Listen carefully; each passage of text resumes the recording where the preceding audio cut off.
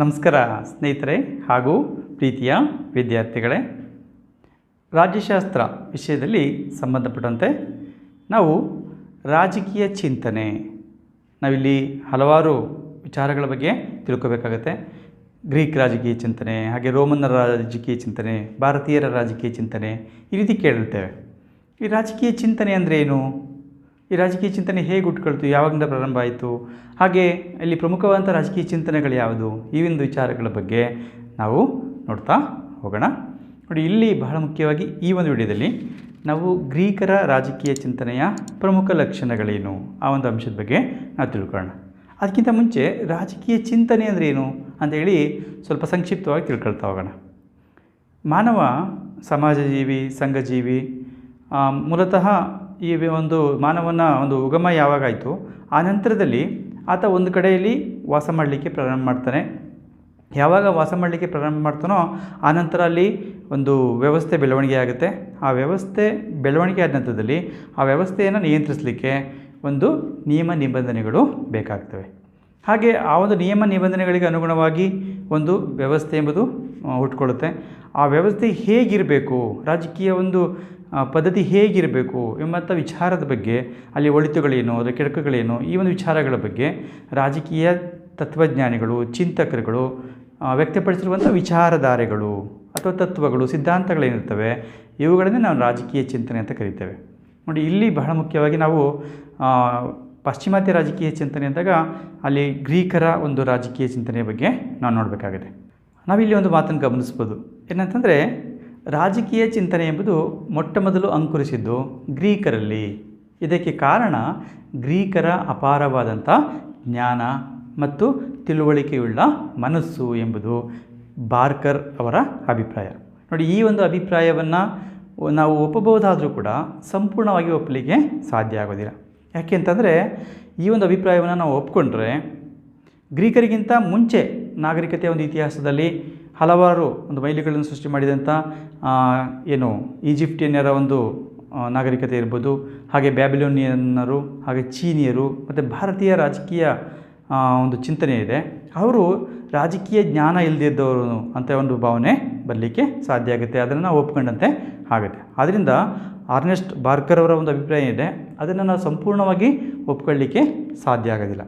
ನಮ್ಮ ಎಲ್ಲ ಒಂದು ಸಾಮಾಜಿಕ ಒಂದು ವ್ಯವಸ್ಥೆಗಳಲ್ಲಿ ರಾಜ್ಯ, ರಾಷ್ಟ್ರ ಅತ್ಯಂತ ಒಂದು ಬಲಿಷ್ಠವಾದಂಥ ಒಂದು ವ್ಯವಸ್ಥೆ ಆಗಿರುವಂಥದ್ದನ್ನು ಕೂಡ ನಾವು ಕಾಣ್ತೇವೆ. ಮಾನವನ ಒಂದು ಕುಲ ಏನಿರುತ್ತೆ ಅದು ಎಲ್ಲಿ ಇರುತ್ತೋ ಎಲ್ಲವೂ ಕಡೆ ಕೂಡ ಒಂದು ಶಕ್ತಿಯುತವಾದ ಒಂದು ವ್ಯವಸ್ಥೆ ಬೆಳ್ಕೊಂಬಂದಿರುತ್ತೆ. ಈ ಮಾನವನ ಕುಲದ ಇತಿಹಾಸವನ್ನು ನಾವು ಗಮನಿಸಿದಾಗ ನಾಗರಿಕತೆ ಜೊತೆಗೆ ಇಂಥದ್ದೊಂದು ವ್ಯವಸ್ಥೆ ಬೆಳೆದು ಬಂದಿರುವಂಥ ಅಂಶವನ್ನು ನಾವು ಕಾಣಲಿಕ್ಕೆ ಸಾಧ್ಯ. ಮಾನವನ ಒಂದು ಯೋಚನಾ ಶಕ್ತಿಗೆ ಹಾಗೆ ಚಿಂತನಾ ಶಕ್ತಿಗೆ ಇದು ನಿದರ್ಶನ ಆಗಿದೆ. ಇಂಥ ಒಂದು ರಾಜಕೀಯ ವ್ಯವಸ್ಥೆಯೇ ಮುಂದೆ ಸರ್ಕಾರ ಎಂಬಂಥ ಒಂದು ವ್ಯವಸ್ಥೆ ರೂಪುಗೊಳ್ಳಲಿಕ್ಕೆ ಕೂಡ ಕಾರಣ ಆಗಿರುವಂಥದ್ದು ನಾವು ನೋಡಲಿಕ್ಕೆ ಸಾಧ್ಯ. ಹಾಗಾಗಿ ಈವರೆಗಿನ ಒಂದು ಸಂಶೋಧಕರು, ಇತಿಹಾಸಜ್ಞರೇನಿದ್ದಾರೆ ಅವರ ಒಂದು ಅಭಿಪ್ರಾಯದಂತೆ ಪ್ರಾಚೀನ ಒಂದು ಈಜಿಪ್ಟಿಯನ್ ಇರ್ಬೋದು, ಬ್ಯಾಬಿಲೋನಿಯನ್ನರು, ಪರ್ಷಿಯನ್ನರು, ಹಾಗೆ ಭಾರತೀಯರು, ಚೀನಿಯರು ಈ ವಿವಿಧ ರಾಜಕೀಯ ಚಿಂತನೆಗಳನ್ನ ರೂಪಿಸ್ಕೊಂಡಿದ್ರು. ಅಷ್ಟೇ ಅಲ್ಲ, ರಾಜಕೀಯ ಸಮಸ್ಯೆಗಳನ್ನ ನಿವಾರಿಸಿಕೊಳ್ಳಲಿಕ್ಕೆ ಅವುಗಳ ಮೂಲಕ ಪ್ರಯತ್ನ ಪಟ್ಟಂಥ ಒಂದು ಅಂಶವನ್ನು ಕೂಡ ನಾವು ಕಾಣ್ತೇವೆ. ಹಾಗೆ ನಾವೀಗ ಗ್ರೀಕರ ಒಂದು ರಾಜಕೀಯ ಚಿಂತನೆಯ ಪ್ರಮುಖವಾದಂಥ ಲಕ್ಷಣಗಳೇನು ಅನ್ನೋ ಅಂಶದ ಬಗ್ಗೆ ನೋಡ್ತಾ ಹೋಗೋಣ. ಅಂದರೆ silent features of Greek political thought ಅಂತ ಏನಿದೆ, ಇದ್ರ ಬಗ್ಗೆ ನಾವು ನೋಡ್ತಾ ಹೋಗಿದ್ದಾರೆ. ಗ್ರೀಕ್ ರಾಜಕೀಯ ಚಿಂತನೆ ವಿಶ್ವದ ಅತ್ಯಂತ ಪ್ರಾಚೀನ ರಾಜಕೀಯ ಚಿಂತನೆ ಅಂತೇಳಿ ನಾವು ಪರಿಗಣಿಸ್ತೇವೆ. ಗ್ರೀಕ್ ರಾಜಕೀಯ ಒಂದು ಚಿಂತಕರು ನಂತರದ ದಿನಗಳಲ್ಲಿ ಯುರೋಪಿನ ಒಂದು ರಾಜಕೀಯ ಚಿಂತನೆಯ ಮೇಲೆ ಹಾಗೆ ಯುರೋಪಿಯನ್ ರಾಜಕೀಯ ಚಿಂತನೆಯಲ್ಲಿ ಕಾಣಿಸ್ಕೊಂಡಂಥ ಒಂದು ಹಲವಾರು ಪರಿಕಲ್ಪನೆಗಳಿದೆ. ಆ ಪರಿಕಲ್ಪನೆಗಳಿಗೆ ಒಂದು ಬುನಾದಿಯನ್ನು ಹಾಕಿರುವಂಥದ್ದನ್ನು ಕೂಡ ನಾವು ನೋಡಲಿಕ್ಕೆ ಸಾಧ್ಯ ಆಗುತ್ತೆ. ಹೀಗೆ ಗ್ರೀಕ್ ರಾಜಕೀಯ ಚಿಂತನೆಯ ಒಂದು ಯುರೋಪಿನ ರಾಜಕೀಯ ಚಿಂತನೆ ಮತ್ತು ರಾಜಕೀಯ ಸಂಸ್ಥೆಗಳ ಮೇಲೆ ಒಂದು ಅಪಾರವಂತ ಪ್ರಭಾವವನ್ನು ಬೀರುವಂಥದ್ದನ್ನು ನಾವು ನೋಡಲಿಕ್ಕೆ ಸಾಧ್ಯ. ಹಾಗೆ ಸಾಕ್ರಟೀಸ್, ಪ್ಲೇಟೋ ಮತ್ತು ಅರಿಸ್ಟಾಟಲ್ ಅವರಂತಹ ಅದ್ಭುತ ತತ್ವಜ್ಞಾನಿಗಳನ್ನು ವಿಶ್ವಕ್ಕೆ ನೀಡಿದಂಥ ಒಂದು ಕೀರ್ತಿ ಗ್ರೀಕ್ ರಾಜಕೀಯ ಚಿಂತನೆಗೆ ಸಲ್ಲುತ್ತೆ.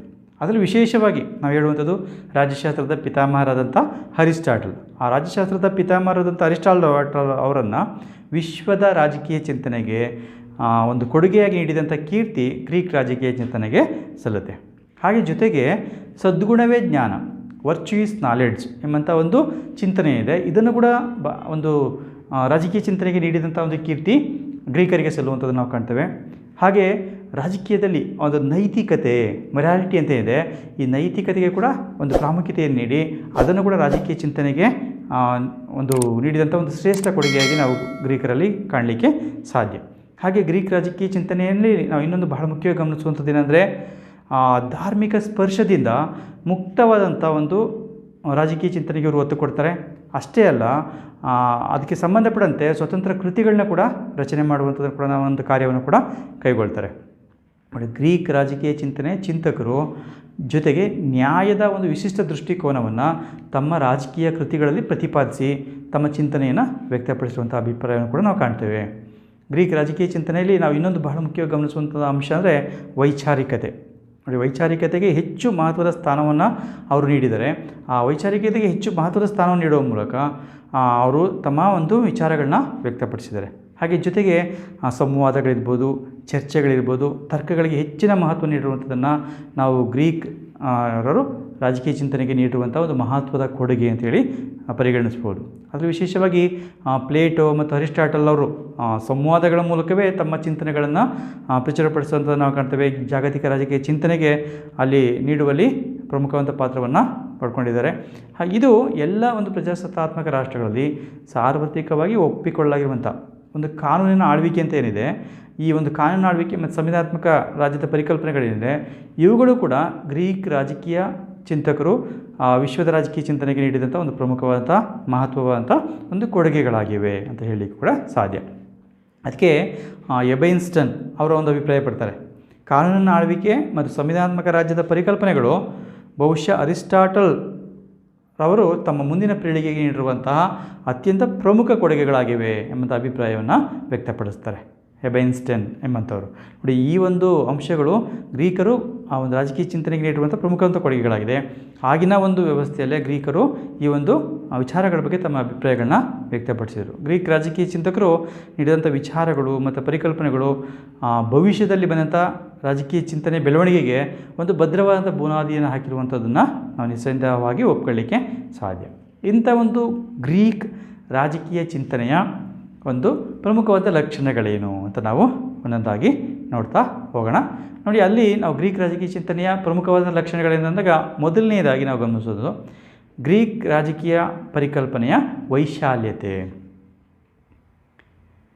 ಮಾನವನಿಗೂ ಮತ್ತು ಧರ್ಮಕ್ಕೂ ಒಂದು ಇರುವಂಥ ಸಂಬಂಧಗಳ ವಿಚಾರದಲ್ಲಿ ಗ್ರೀಕರು ವಿಶೇಷವಾಗಿ ಏನನ್ನು ಕೂಡ ಹೇಳಿಲ್ಲ. ಅಂದರೆ ನಾವು ಇತ್ತೀಚಿನ ದಿನಗಳನ್ನು ನಾವು ಗಮನಿಸ್ಬೋದು, ಧರ್ಮ ಮತ್ತು ರಾಜಕೀಯಕ್ಕೆ ಒಂದು ಸಂಬಂಧ ಕಲ್ಪಿಸುವಂಥದ್ದು ನಾವು ಗಮನಿಸ್ಬೋದು. ಆದರೆ ಗ್ರೀಕರು ಮಾನವನಿಗೆ ಹಾಗೆ ಧರ್ಮಕ್ಕೂ ಯಾವುದೇ ರೀತಿಯಾದ ಸಂಬಂಧಗಳನ್ನ ಕಲ್ಪಿಸಿಲ್ಲ, ಅದ್ರ ಬಗ್ಗೆ ಹೆಚ್ಚಿನ ವಿಚಾರಗಳನ್ನ ಹೇಳಿಲ್ಲ. ನೋಡಿ, ಇವುಗಳ ಒಂದು ಪರಿಶೀಲನೆಯನ್ನು ಮಾಡುವಂಥದ್ದು ಸಂಪೂರ್ಣವಾಗಿ ಇಲ್ಲಿ ಅವೈಜ್ಞಾನಿಕವಾಗಿರುವಂಥದ್ದನ್ನು ಕೂಡ ನಾವು ಗಮನಿಸಲಿಕ್ಕೆ ಸಾಧ್ಯ. ಏಕೆಂದರೆ ಆಗಿನ ಕಾಲದಲ್ಲೇ ಗ್ರೀಕರು ಆ ಒಂದು ವಿಚಾರಗಳ ಬಗ್ಗೆ ತಮ್ಮ ಅಭಿಪ್ರಾಯಗಳನ್ನ ವ್ಯಕ್ತಪಡಿಸಿರಲಿಲ್ಲ. ಮಾನವ ಸಮಾಜಜೀವಿ, ಇದಕ್ಕೆ ಅನುಗುಣವಾಗಿ ಆತನಲ್ಲಿ ಸ್ವತಂತ್ರವಾದಂಥ ರಾಜಕೀಯ ಪರಿಜ್ಞಾನವಿದೆ ಎಂಬಂಥದ್ದು ಗ್ರೀಕರ ಒಂದು ನಂಬಿಕೆಯಾಗಿತ್ತು. ಮಾನವ ಪರಿಶುದ್ಧತೆ ಮತ್ತು ಆರೋಗ್ಯಕರವಾದ ಸಮಾಜದಲ್ಲಿ ಮಾತ್ರ ಸಾಧ್ಯ. ಹಾಗಾಗಿ ಆ ಮಾನವನ ಒಂದು ಪರಿಶುದ್ಧತೆಗೆ ಉತ್ತಮವಾದ ಒಂದು ಸಮಾಜವನ್ನು ನಿರ್ಮಾಣ ಮಾಡಬೇಕು, ಉತ್ತಮ ಜೀವನಕ್ಕೆ ರಾಜ್ಯ ಅಥವಾ ರಾಷ್ಟ್ರ ಅತೀ ಅಗತ್ಯವಾಗಿದೆ ಎಂಬಂಥದ್ದು ಗ್ರೀಕರ ಒಂದು ಪ್ರಮುಖ ಪ್ರತಿಪಾದನೆಯಾಗಿದ್ದಂಥದ್ದು ಕೂಡ ನಾವು ನೋಡಲಿಕ್ಕೆ ಸಾಧ್ಯ ಆಗಿದೆ.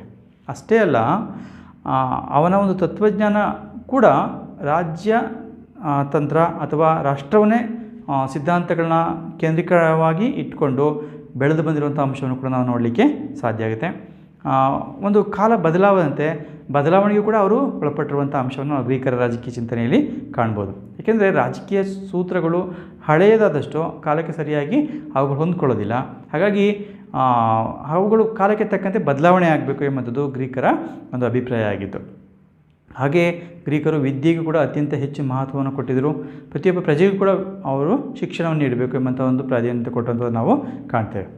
ಹಾಗೆ ಎರಡನೇ ಒಂದು ಲಕ್ಷಣ ಅಂತಂದರೆ ಜೀವನದ ವಿಚಾರದಲ್ಲಿ ಗ್ರೀಕರ ಒಂದು ಮನೋಭಾವ ಅಥವಾ ಅವರ ಅಭಿಪ್ರಾಯ ಏನಿತ್ತು ಅಂತ ನೋಡುವ ಸಂದರ್ಭದಲ್ಲಿ ಪ್ರಾಚೀನ ಗ್ರೀಕರು ತಾರ್ಕಿಕವಾದಂಥ ಆಲೋಚನಾ ಶಕ್ತಿಯನ್ನು ಹೊಂದಿದ್ದು, ಅವರು ಪ್ರಕೃತಿಯನ್ನು ತಮ್ಮ ಮಿತ್ರನಂತೆ ಕಾಣ್ತಿದ್ರು. ಅಂದರೆ ಪ್ರಕೃತಿಗೆ ಹೆಚ್ಚು ಗೌರವವನ್ನು ಕೊಡ್ತಿದ್ರು. ತಮ್ಮ ಧರ್ಮ ಅಥವಾ ಮತವನ್ನು ಅವರು ವೈಯಕ್ತಿಕವಾಗಿ ತೆಗೆದುಕೊಂಡಿದ್ರೆ ಹೊರತು ರಾಜ್ಯಕ್ಕೆ ಅಥವಾ ರಾಷ್ಟ್ರಕ್ಕೆ ಅದಕ್ಕೆ ಸಂಬಂಧವನ್ನು ಕಲ್ಪಿಸಿರಲಿಲ್ಲ. ನೋಡಿ, ವ್ಯಕ್ತಿಯನ್ನು ಸಮಾಜದ ಒಂದು ಭಾಗ ಅಂತೇಳಿ ಅವರು ಪರಿಗಣಿಸ್ತಿದ್ರು. ಸಮಾಜದ ಒಂದು ಭಾಗ ಅಂತೇಳಿ ಪರಿಗಣಿಸಿ ವ್ಯಕ್ತಿ ಸ್ವತಂತ್ರದ ಪ್ರತ್ಯೇಕತೆಯನ್ನು ಅವರು ಗೌರವಿಸದೇ ಇದ್ದಂಥ ನಾವು ನೋಡಲಿಕ್ಕೆ ಸಾಧ್ಯ. ನೋಡಿ, ಅವರ ದೃಷ್ಟಿಯಲ್ಲಿ ರಾಷ್ಟ್ರ ಮತ್ತು ಸಮಾಜ ಒಂದೇ ಹೊರತು ಬೇರೆ ಬೇರೆ ಅಲ್ಲ ಎಂಬಂಥದ್ದಾಗಿದ್ದಂಥ ನಾವು ನೋಡಲಿಕ್ಕೆ ಸಾಧ್ಯ ಆಗುತ್ತೆ. ಧರ್ಮವನ್ನು ಒಪ್ಪಿ ಸಹಿಸುವಂಥ ಒಂದು ಧೋರಣೆ ಗ್ರೀಕರದಾಗಿತ್ತು. ಪರಿಶುದ್ಧವಂಥ ಒಂದು ಚಾರಿತ್ರ್ಯವುಳ್ಳಂಥ ವ್ಯಕ್ತಿಗೆ ಸಮಾಜದೊಂದಿಗಿರುವ ಸಂಬಂಧತೆಯೇ ದೇವರೊಂದಿಗೂ ಕೂಡ ವೈಯಕ್ತಿಕ ನಿಷ್ಠೆ ಇದ್ದರೆ ಮಾತ್ರ ಆತನ ಮಾನವತೆ ಪರಿಪೂರ್ಣವಾಗುತ್ತದೆ ಎಂಬಂಥದ್ದು ಗ್ರೀಕರ ಒಂದು ನಂಬಿಕೆಯಾಗಿದ್ದು ಕೂಡ ನಾವು ನೋಡಲಿಕ್ಕೆ ಸಾಧ್ಯ ಆಗಿದೆ. ಹಾಗೆ ಮೂರನೇದಾಗಿ ಗ್ರೀಕರಲ್ಲಿ ಗ್ರೀಕ್ ರಾಜಕೀಯ ಚಿಂತನೆಯ ಮೂರನೇ ಒಂದು ಲಕ್ಷಣ, ಕೃತಿಗಳು ಸಂಪೂರ್ಣವಾಗಿ ರಾಜಕೀಯ ಸ್ವರೂಪವನ್ನು ಹೊಂದಿವೆ. ಅಂದರೆ ಗ್ರೀಕರು ರಚಿಸಿದಂಥ ಒಂದು ಕೃತಿಗಳೇನಿದೆ ಇವುಗಳು ಸಂಪೂರ್ಣವಾಗಿ ರಾಜಕೀಯ ಸ್ವರೂಪವನ್ನು ಹೊಂದಿದ್ವೇ ಹೊರತು ಧಾರ್ಮಿಕ ಸ್ವರೂಪವನ್ನು ಹೊಂದಿರಲಿಲ್ಲ. ಗ್ರೀಕ್ ರಾಜಕೀಯ ಚಿಂತನೆ ಈಜಿಪ್ಟು, ಬ್ಯಾಬಿಲೋನಿಯನ್, ಹಾಗೆ ಸಿರಿಯಾ, ಪರ್ಷಿಯಾ, ಚೀನಾ, ಭಾರತ ಮುಂತಾದ ದೇಶಗಳ ಒಂದು ರಾಜಕೀಯ ಚಿಂತನೆಗಳಿಗಿಂತ ವಿಭಿನ್ನವಾಗಿದೆ. ಯಾಕೆ ಅಂದರೆ ಗ್ರೀಕ್ ರಾಜಕೀಯ ಚಿಂತನೆಗೆ ಸಂಬಂಧಪಟ್ಟಂತೆ ರಚಿಸಲ್ಪಟ್ಟಿರುವಂಥ ಕೃತಿಗಳು ಶುದ್ಧ ರಾಜಕೀಯ ಸ್ವರೂಪವನ್ನು ಹೊಂದಿವೆ. ಈ ಕೃತಿಗಳಲ್ಲಿ ಧಾರ್ಮಿಕ ಸ್ಪರ್ಶ ನಾವು ನೋಡಲಿಕ್ಕೆ ಸಾಧ್ಯ ಆಗೋದಿಲ್ಲ. ಇತರೆ ದೇಶಗಳ ರಾಜಕೀಯ ಚಿಂತನೆಗಳನ್ನ ಕುರಿತು ರಚಿಸಿರುವಂಥ ಒಂದು ಗ್ರಂಥಗಳೇನಿದೆ ಇವುಗಳು ಶುದ್ಧವಾದ ರಾಜಕೀಯ ಸ್ವರೂಪವನ್ನು ಹೊಂದಿರೋದಿಲ್ಲ. ಈಗ ಗ್ರೀಕರ ನಾವು ನೋಡುವ ಸಂದರ್ಭದಲ್ಲಿ ಅಲ್ಲಿ ಪ್ಲೇಟೋ ಇರ್ಬೋದು, ಅರಿಸ್ಟಾಟಲ್ ಇರ್ಬೋದು, ಅವರು ರಚಿಸಿರುವಂಥ ಗ್ರಂಥಗಳು ಶುದ್ಧವಾದ ರಾಜಕೀಯ ಸ್ವರೂಪವನ್ನು ಪಡ್ಕೊಂಡಿವೆ. ಆದರೆ ನಾವು ಭಾರತೀಯ ಒಂದು ಗ್ರಂಥಗಳನ್ನ ತಗೊಂಡಾಗ ರಾಮಾಯಣ, ಮಹಾಭಾರತ ಇಂಥ ಒಂದು ಗ್ರಂಥಗಳಲ್ಲಿ ರಾಜಕೀಯ ವಿಚಾರಗಳ ಜೊತೆಗೆ ಅಲ್ಲಿ ಧಾರ್ಮಿಕ ಮತ್ತು ಪೌರಾಣಿಕ ವಿಚಾರಗಳನ್ನು ಕೂಡ ಒಳಗೊಂಡಿರುವಂಥ ಅಂಶವನ್ನು ನಾವು ಕಾಣ್ತೇವೆ. ಆದರೆ ಗ್ರೀಕ್ ರಾಜಕೀಯ ಚಿಂತನೆಗಳಲ್ಲಿ ಪೌರಾಣಿಕ ಮತ್ತು ಧಾರ್ಮಿಕ ವಿಚಾರಗಳಿಗೆ ಅವರು ಅವಕಾಶವನ್ನು ಕೊಟ್ಟಿರಲಿಲ್ಲ ಎಂಬಂಥ ಅಂಶವನ್ನು ನೋಡಲಿಕ್ಕೆ ಸಾಧ್ಯ ಆಗುತ್ತೆ. ನಾವು ಅದನ್ನೇ ಮೊದಲೇ ನಿಮಗೆ ಹೇಳಿದ್ದೇನೆ, ಗ್ರೀಕರು ರಚಿಸಿದಂಥ ಮುಖ್ಯವಾಗಿ ಅಲ್ಲಿ ಪ್ಲೇಟೋ ರಚಿಸಿದಂಥ ಗ್ರಂಥಗಳು ಮುಖ್ಯವಾಗಿ ರಿಪಬ್ಲಿಕ್ ಗ್ರಂಥ ಇರ್ಬೋದು, ಸ್ಟೇಟ್ಸ್ಮನ್ ಇರ್ಬೋದು, ಲಾಸ್ ಗ್ರಂಥ ಇರ್ಬೋದು. ಈ ಒಂದು ಗ್ರಂಥಗಳಲ್ಲಿ ಪ್ಲೇಟೋ ಎಲ್ಲೂ ಕೂಡ ಧಾರ್ಮಿಕ ವಿಚಾರಗಳ ಬಗ್ಗೆ ಅವರು ಸಂಬಂಧವನ್ನು ಕಲ್ಪಿಸೋದಿಲ್ಲ ರಾಜ್ಯದ ಜೊತೆಯಲ್ಲಿ. ಹಾಗೆ ಜೊತೆಗೆ ಅರಿಸ್ಟಾಟಲ್ ಕೂಡ ರಚಿಸಿದಂಥ ಒಂದು ಗ್ರಂಥ ಇದೆ, ಅದು ಕೂಡ ಶುದ್ಧ ರಾಜಕೀಯ ವಿಚಾರಗಳನ್ನ ಒಳಗೊಂಡಿದೆಯೇ ಹೊರತು ಅಲ್ಲಿ ಧರ್ಮಕ್ಕೂ ವಿಚಾರಗಳನ್ನ ಕಲ್ಪಿಸ್ತೇನೆ ಅಂತ ನಾವು ನೋಡಲಿಕ್ಕೆ ಸಾಧ್ಯ. ಆದರೆ ನಾನು ಮೊದಲೇ ಹೇಳಿದಂತೆ ಭಾರತದ ಒಂದು ರಾಜಕೀಯ ಕೃತಿಗಳೇನಿದೆ, ಮುಖ್ಯವಾಗಿ ರಾಮಾಯಣ, ಮಹಾಭಾರತ ಇರ್ಬೋದು, ಮನುಸ್ಮೃತಿ ಇರ್ಬೋದು, ಶುಕ್ರನೀತಿ ಸಾರ ಇರ್ಬೋದು, ಈ ಥರ ಒಂದು ಗ್ರಂಥಗಳಿದೆ. ಈ ಗ್ರಂಥಗಳು ರಾಜಕೀಯ ಚಿಂತನೆಗೆ ಸಂಬಂಧಿಸಿದ ಕೃತಿಗಳಾಗಿದ್ದರೂ ಕೂಡ ಸಂಪೂರ್ಣವಾಗಿ ಅವುಗಳ ರಾಜಕೀಯ ಸ್ವರೂಪವನ್ನು ಹೊಂದಿಲ್ಲ. ಅಲ್ಲಿ ಪೌರಾಣಿಕತೆಗೆ, ಧಾರ್ಮಿಕತೆಗೆ ಅವಕಾಶಗಳನ್ನು ಕೂಡ ಕೊಟ್ಟಿರುವಂಥ ಅಂಶವನ್ನು ನಾವು ಗಮನಿಸ್ಬೋದು. ನೋಡಿ, ಇವುಗಳು ಪ್ರಧಾನವಾಗಿ ಧಾರ್ಮಿಕ ಕೃತಿಗಳು. ಅದರಿಂದ ಈ ಕೃತಿಗಳಲ್ಲಿ ರಾಜಕೀಯ ವಿಚಾರಗಳು, ಪೌರಾಣಿಕ ವಿಚಾರಗಳು ಕೂಡ ಮಿಶ್ರಣಗೊಂಡಿದೆ ಅಂತ ಹೇಳಲಿಕ್ಕೆ ಸಾಧ್ಯ ಆಗುತ್ತೆ. ಹಾಗಾಗಿ ಈ ಕೃತಿಗಳು ರಾಜಕೀಯ ವಿಚಾರ, ಆದರೆ ಗ್ರೀಕರ ಒಂದು ಕೃತಿಗಳೇನಿತ್ತು ಅವುಗಳು ರಾಜಕೀಯ ವಿಚಾರಗಳಿಗೆ ಸೀಮಿತ ಆಗಿದ್ದರೆ ಇತರ ದೇಶಗಳ ಒಂದು ಕೃತಿಗಳೇನಿದೆ ಅವುಗಳು ರಾಜಕೀಯ ವಿಚಾರಗಳಿಗೆ ಮಾತ್ರ ಸೀಮಿತ ಆಗಿರಲಿಲ್ಲ. ಆದ್ದರಿಂದ ಈ ಕೃತಿಗಳಲ್ಲಿ ಧಾರ್ಮಿಕ ಒಂದು ಚಿಂತನೆಗಳು, ಪೌರಾಣಿಕ ಚಿಂತನೆಗಳಿಗೆ ಪ್ರತ್ಯೇಕಿಸಲಿಕ್ಕೆ ವಿಶೇಷ ಪ್ರಯತ್ನವನ್ನು ನಾವು ಮಾಡಬೇಕಾಗಿದೆ. ಆದರೆ ರಾಜಕೀಯ ಚಿಂತನೆಯಲ್ಲಿ ವಿಶೇಷವಾಗಿ ರಾಜಕೀಯ ಚಿಂತನೆಗೆ ಮಾತ್ರ ಮೀಸಲಾಗಿರುವ ಅನೇಕ ಸ್ವತಂತ್ರ ಕೃತಿಗಳು ಗ್ರೀಕರಲ್ಲಿ ರಚನೆಯಾಗಿರುವಂಥ ನಾವು ಗಮನಿಸ್ತೇವೆ. ಪ್ರಾಚೀನ ಭಾರತ ರಾಜಕೀಯ ಚಿಂತನೆಯಲ್ಲಿ ಇಂಥ ಪ್ರಯತ್ನಗಳು ನಡೆದಿಲ್ಲ ಅಂತಲೇ ಹೇಳಲಿಕ್ಕೆ ಸಾಧ್ಯ ಆಗುತ್ತೆ. ಹಾಗೆ ನಾಲ್ಕನೇ ಒಂದು ಲಕ್ಷಣ ಅಂದರೆ ರಾಜ್ಯದ ಸ್ವರೂಪದ ಮೇಲೆ ಹೆಚ್ಚು ಕೇಂದ್ರೀಕರಿಸಿರುವಂಥದ್ದು ನಾವು ನೋಡ್ತೇವೆ. ನೋಡಿ, ರಾಜ್ಯದ ಸ್ವರೂಪಕ್ಕೆ ಹೆಚ್ಚಿನ ಗಮನ ನೀಡಿರುವಂಥದ್ದು ಗ್ರೀಕ್ ರಾಜಕೀಯ ಚಿಂತನೆಯ ಮತ್ತೊಂದು ಪ್ರಮುಖವಂಥ ಲಕ್ಷಣ. ಗ್ರೀಕ್ ರಾಜಕೀಯ ಚಿಂತಕರು ರಾಜ್ಯದ ಸ್ವರೂಪ, ಮಾನವ ಒಂದು ರಾಜಕೀಯ ಜೀವಿ ಎಂಬಂಥ ಒಂದು ಪರಿಕಲ್ಪನೆಯ ಮೇಲೆ ಹೆಚ್ಚಾಗಿ ತಮ್ಮ ಗಮನವನ್ನು ಕೇಂದ್ರೀಕರಿಸಿದರು. ಗ್ರೀಕ್ ರಾಜಕೀಯ ಚಿಂತಕರು ರಾಜ್ಯ ಮತ್ತು ಚರ್ಚ್ಗಳ ನಡುವಣ ಸಂಬಂಧ, ಹಾಗೆ ರಾಜ್ಯ ಮತ್ತು ಧರ್ಮಗಳ ನಡುವಣ ಸಂಬಂಧ, ರಾಜ್ಯ ಮತ್ತು ಉಳಿಗಮಾನ್ಯ ವ್ಯವಸ್ಥೆಗಳ ನಡುವಣ ಸಂಬಂಧ ಮುಂತಾದ ವಿಚಾರಗಳಿಗೆ ಹೆಚ್ಚು ಗಮನವನ್ನು ಅವರು ನೀಡಿಲ್ಲ. ಬದಲಾಗಿ ರಾಜ್ಯದ ಸ್ವರೂಪದ ಬಗ್ಗೆ ಅವರು ಹೆಚ್ಚು ಗಮನವನ್ನು ನೀಡುವಂಥ ನಾವು ಕಾಣ್ತೇವೆ. ಈ ವಿಷಯಗಳು ನಂತರ ಬಂದಂಥ ಮಧ್ಯಯುಗದ ರಾಜಕೀಯ ಚಿಂತನೆಯ ಒಂದು ಭಾಗ ಆಗಿದ್ವು. ಆದರೆ ಗ್ರೀಕರ ರಾಜಕೀಯ ಚಿಂತನೆಯಲ್ಲಿ ನಾವು ಇದನ್ನು ಕಾಣಲಿಕ್ಕೆ ಸಾಧ್ಯ ಆಗಲ್ಲ. ರಾಜ್ಯ ಗ್ರೀಕ್ ಚಿಂತಕರ ಚರ್ಚೆಯ ಕೇಂದ್ರ ಬಿಂದು ಆಗಿತ್ತು. ಗ್ರೀಕರು ಏನೇ ವಿಚಾರಗಳ ಚರ್ಚೆ ಮಾಡಿದರೂ ಕೂಡ ಅಲ್ಲಿ ರಾಜ್ಯವೇ ಮುಖ್ಯವಾಗಿ ಕೇಂದ್ರ ಬಿಂದು ಆಗಿತ್ತು. ರಾಜ್ಯದ ಉಗಮ, ಉದ್ದೇಶ, ಗುರಿಗಳ ಬಗೆಗೆ ಅವರು ಚರ್ಚೆಯನ್ನು ಮಾಡ್ತಾಯಿದ್ರು. ಅರಿಸ್ಟಾಟಲ್ ಹಾಗೆ ಪಾಲಿಬಿಯಸ್ ಮುಂತಾದ ರಾಜಕೀಯ ಚಿಂತಕರುಗಳು ಮುಖ್ಯವಾಗಿ ರಾಜಪ್ರಭುತ್ವ ಇರ್ಬೋದು, ಅರಸೊತ್ತಿಗೆ ಇರ್ಬೋದು, ಶ್ರೀಮಂತ ಪ್ರಭುತ್ವ ಇರ್ಬೋದು, ಹಾಗೆ ಜನಾಧಿಪತ್ಯ, ಅಲ್ಪ ಜನಾಧಿಪತ್ಯ, ನಿರಂಕುಶ ಪ್ರಭುತ್ವ, ಪ್ರಜಾಪ್ರಭುತ್ವ, ಪಾಲಿಟಿ ಮುಂತಾದ ಒಂದು ವಿವಿಧ ಸರ್ಕಾರಗಳ ಒಂದು ನಡುವಣ ಭಿನ್ನತೆಗಳನ್ನ ಗುರುತಿಸಿದರೆ ಹೊರತು ಅವರು ಯಾವಾಗಲೂ ಕೂಡ ಆ ವಿಚಾರಗಳನ್ನ, ರಾಜ್ಯದ ವಿಚಾರಗಳನ್ನ ಬಿಟ್ಟು ಬೇರೆ ವಿಚಾರಗಳಿಗೆ ಹೆಚ್ಚು ಗಮನ ಕೊಡಲಿಲ್ಲ. ಯಾವುದೇ ವಿಧದ ಸರ್ಕಾರ ಶಾಶ್ವತವಾಗಿ ಉಳಿಯೋದಿಲ್ಲ, ಅವುಗಳು ನಿರಂತರವಾಗಿ ಬದಲಾಗ್ತಿರ್ತವೆ ಎಂಬಂಥದ್ದು ಗ್ರೀಕ್ ಚಿಂತಕರ ಮುಖ್ಯವಾದ ಚಿಂತಕರಾದಂಥ ಅರಿಸ್ಟಾಟಲ್ ಅವರ ಅಭಿಪ್ರಾಯ ಆಗಿದೆ. ಹೀಗಾಗಿ ಅವರು ಹೆಚ್ಚು ಪ್ರಾಮುಖ್ಯತೆಯನ್ನು ರಾಜ್ಯದ ಸ್ವರೂಪದ ಬಗ್ಗೆ ಕೊಡ್ತಿದ್ದಂಥದ್ದನ್ನು ನಾವು ನೋಡಲಿಕ್ಕೆ ಸಾಧ್ಯ ಆಗಿದೆ. ಹಾಗೆ 5ನೇ ಒಂದು ಲಕ್ಷಣ ಅಂದರೆ ಮಾನವನ ಸಾಮಾಜಿಕ ಸ್ವಭಾವ. ಇದ್ರ ಬಗ್ಗೆ ಅಂದರೆ ಸೋಷಿಯಲ್ ನೇಚರ್ ಆಫ್ ಮ್ಯಾನ್, ಅದರ ಬಗ್ಗೆ ಗ್ರೀಕರ ಅಭಿಪ್ರಾಯ ಏನಾಗಿತ್ತು ಅಂದರೆ, ಗ್ರೀಕ್ ಚಿಂತಕರು ಮನುಷ್ಯನ ಸಾಮಾಜಿಕ ಸ್ವಭಾವದ ಮೇಲೆ ಮೊದಲ ಬಾರಿಗೆ ಹೆಚ್ಚು ಒತ್ತನ್ನು ಕೊಡ್ತಾರೆ. ಮಾನವ ಸಮಾಜಜೀವಿ, ಹಾಗೆ ಅವನು ರಾಜಕೀಯ ಜೀವಿ ಕೂಡ ಹೌದು ಅಂತೇಳಿ ಪರಿಗಣಿಸ್ತಾರೆ. ಅಂದರೆ ಮಾನವ ಸಮಾಜದ ಹೊರತಾಗಿ ಬೇರೆಲ್ಲೂ ಬದುಕಲಿಕ್ಕೆ ಸಾಧ್ಯ ಇಲ್ಲ. ಒಂದು ವೇಳೆ ಅವನು ಬೇರೆಲ್ಲಾದರೂ ಬದುಕಬೇಕು ಅಂದರೆ, ಸಮಾಜದ ಹೊರಗೆ ಬದುಕಬೇಕು ಅಂದರೆ ಅವರು ದೇವರಾಗಿರಬೇಕು, ಇಲ್ಲವೇ ಮೃಗ ಆಗಿರಬೇಕು ಅಂಥೇಳಿ ಪರಿಗಣಿಸ್ತಾರೆ. ಇದರ ಮೂಲಕ ಗ್ರೀಕರು ಒಬ್ಬ ವ್ಯಕ್ತಿಯು ಏಕಾಂಗಿಯಾಗಿ ಮತ್ತು ಸ್ವತಂತ್ರವಾಗಿ ಯೋಚಿಸಲಿಕ್ಕೆ ಸಾಧ್ಯ ಇಲ್ಲ ಅಂತ ಒಂದು ಎತ್ತಿ ತೋರಿಸುವಂಥದ್ದು ನಾವು ಗಮನಿಸ್ಲಿಕ್ಕೆ ಸಾಧ್ಯ. ವ್ಯಕ್ತಿಯು ಸ್ವತಂತ್ರವಾದ ಮತ್ತು ಆರೋಗ್ಯಕರವಾದ ಸ್ಥಿತಿಯಲ್ಲಿ ನಾವು ಮಾತ್ರ ಪರಿಪೂರ್ಣತೆ ಪಡಲಿಕ್ಕೆ ಸಾಧ್ಯ ಎಂಬಂಥ ಅಭಿಪ್ರಾಯದಲ್ಲಿ ಅವರು ನಂಬಿಕೆಯನ್ನು ಹೊಂದಿರ್ತಾರೆ. ಅದರಿಂದ ಗ್ರೀಕರು ಮಾನವನ ಉತ್ತಮ ಜೀವನಕ್ಕಾಗಿ ರಾಜ್ಯ ಅಗತ್ಯ ಅಂಥೇಳಿ ಅವರು ಪ್ರತಿಪಾದಿಸ್ತಾರೆ. ಹಾಗೆ ನಾವು ಇನ್ನೊಂದು ಲಕ್ಷಣ ಗಮನಿಸುವುದು ನಗರ ರಾಜ್ಯಗಳು, ಸಿಟಿ ಸ್ಟೇಟ್ಸ್ ಅಂತ ಏನಿದೆ ಅದರಗಳ ಬಗ್ಗೆ ಹೆಚ್ಚು ಗಮನವನ್ನು ಕೇಂದ್ರೀಕರಿಸುವಂಥ ನಾವು ಗಮನಿಸ್ಬೋದು. ನಗರ ರಾಜ್ಯಗಳು ಗ್ರೀಕ್ ರಾಜಕೀಯ ಚಿಂತನೆಯ ಒಂದು ಕೇಂದ್ರ ಬಿಂದುಗಳು ಅಂತ ಹೇಳ್ಬೋದು. ಸಾಕ್ರೆಟೀಸ್ ಇರ್ಬೋದು, ಪ್ಲೇಟೋ ಇರ್ಬೋದು, ಹಾಗೆ ಅರಿಸ್ಟಾಟಲ್ ಇರ್ಬೋದು, ಪಾಲಿಬಿಯಸ್ ಇರ್ಬೋದು, ಸಿಸರೋ ಇರ್ಬೋದು, ಮುಂತಾದ ಗ್ರೀಕ್ ಚಿಂತಕರು ಅಥೆನ್ಸು, ಸ್ಪಾರ್ಟಾ, ಮಿಲಾನ್, ಮ್ಯಾಸಿಡೋನಿಯಾ ಮುಂತಾದ ಒಂದು ನಗರ ರಾಜ್ಯಗಳನ್ನ ಕುರಿತು ಅಧ್ಯಯನವನ್ನು ನಡೆಸ್ತಾರೆ. ಈ ರಾಜ್ಯಗಳು ನಗರಗಳಂತೆ ಚಿಕ್ಕ ಗಾತ್ರ ಮತ್ತು ಕಡಿಮೆ ಜನಸಂಖ್ಯೆಯನ್ನು ಹೊಂದಿರ್ತವೆ. ಇಂಥ ಒಂದು ನಗರ ರಾಜ್ಯಗಳ ಬಗ್ಗೆ ಗ್ರೀಕರು ತಮ್ಮ ಒಂದು ಅಧ್ಯಯನವನ್ನು ಮಾಡ್ತಾರೆ. ನಗರ ರಾಜ್ಯಗಳ ಪ್ರಜೆಗಳು ಆಡಳಿತದ ನೇರವಾಗಿ ಭಾಗವಹಿಸ್ತಿರ್ತಾರೆ. ಪ್ರಜೆಗಳು ತಾವೇ ಕಾನೂನುಗಳನ್ನು ರೂಪಿಸ್ಕೊಳ್ತಾರೆ, ಅನುಷ್ಠಾನಗೊಳಿಸ್ಕೊಳ್ತಾರೆ. ಅವುಗಳನ್ನ ಉಲ್ಲಂಘಿಸಿದವರಿಗೆ ಶಿಕ್ಷೆ ಕೊಡುವಂಥ ಅಧಿಕಾರ ಕೂಡ ಅವರಿಗೆ ಸಿಗ್ತದೆ. ಈ ರಾಜ್ಯಗಳು ತಮ್ಮದೇ ಆದಂಥ ಸಂವಿಧಾನವನ್ನು ಹೊಂದಿರ್ತವೆ. ಗ್ರೀಕ್ ಚಿಂತಕರು ಈ ನಗರ ರಾಜ್ಯಗಳ ಆಳುವವರು ಹೇಗಿರಬೇಕು, ಶಿಕ್ಷಣ ಪದ್ಧತಿ ಹೇಗಿರಬೇಕು, ನ್ಯಾಯದ ಪರಿಕಲ್ಪನೆ ಹೇಗಿರಬೇಕು ಎಂಬುದರ ಬಗ್ಗೆ ಒಂದು ವಿಚಾರಗಳನ್ನ ನಡೆಸಿ ಚಿಂತನೆಯನ್ನು ನಡೆಸುವಂಥದ್ದನ್ನು ಕೂಡ ನಾವು ಗಮನಿಸ್ಬೋದು. ನಗರ ರಾಜ್ಯಗಳಲ್ಲಿ ಗುಲಾಮಗಿರಿ ಪದ್ಧತಿ ಅಸ್ತಿತ್ವದಲ್ಲಿತ್ತು, ಅದನ್ನು ಕೂಡ ಅವರು ಸಮರ್ಥಿಸ್ಕೊಂಡು ಅಂತ ನಾವು ಕಾಣ್ತೇವೆ. ಅರಿಸ್ಟಾಟಲ್ ಗುಲಾಮಗಿರಿ ಪದ್ಧತಿಯನ್ನು ಸಮರ್ಥಿಸ್ಕೊಂಡಿರೋದನ್ನು ಕೂಡ ನೋಡ್ಬೋದು.